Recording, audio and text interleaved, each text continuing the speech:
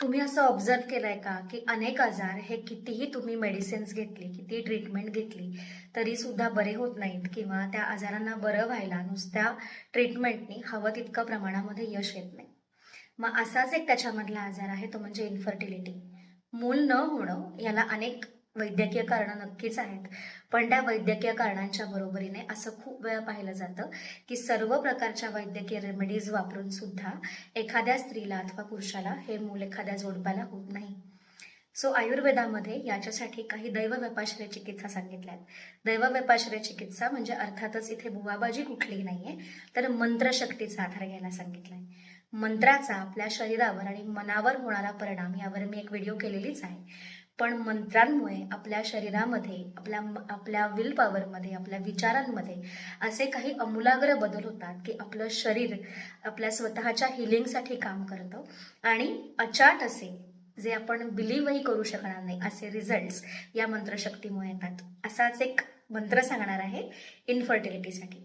जर तुम्ही इन्फर्टिलिटीसाठीची ट्रीटमेंट करताय आणि त्याबरोबर ती 100% सक्सेसफुल व्हावी म्हणून तुम्ही गणपती स्तोत्राचं नामजप हे नक्की करू शकता. कसं करायचंय तर नवरा बायको दोघांनी केल्यास उत्तम, किंवा एकट्या बायकोनी जरी केलं तरी चालेल. पहिल्या दिवशी चांगला दिवस बघून तुम्हाला संकल्प सोडायचा आहे. तुमचं जे इच्छित ध्येय आहे त्यासाठी मी हे करते हे देवाला सांगायचंय. It's like a agreement between you and God.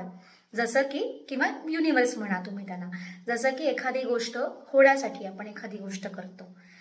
डोकं दुखी थांबण्यासाठी आपण जुलाबाच्या गोळ्या घेत नाही की नाही, तसंच आपल्याला करेक्ट वेनी ह्यामध्ये जायचं आहे. मग सगळ्यात पहिल्यांदा तुम्हाला काय करायचं आहे की संकल्प सोडायचा आहे.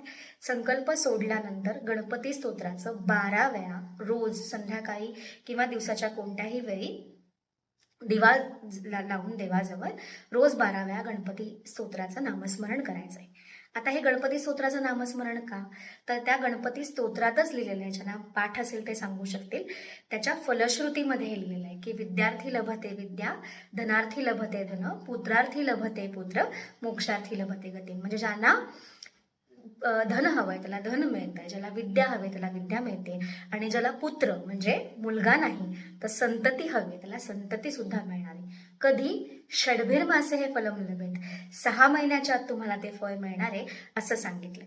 आणि एक लक्षात घ्या, आपल्या पूर्वीच्या ऋषीमुनींना किंवा पूर्वीच्या, खरं तर ते सायंटिस्टच, त्यांना कोणत्याही प्रकारच्या मार्केटिंगची गरज नव्हती. ते तुम्हाला कोणतीही गोष्ट खोटी नक्कीच सांगणार नाहीत. जर त्यांनी सांगितलंय की 6 महिन्यामध्ये तुम्हाला फळ मिळणार आहे तर ते नक्की मिळणार आहे. करून बघा आणि मला कमेंट्समध्ये नक्की सांगा.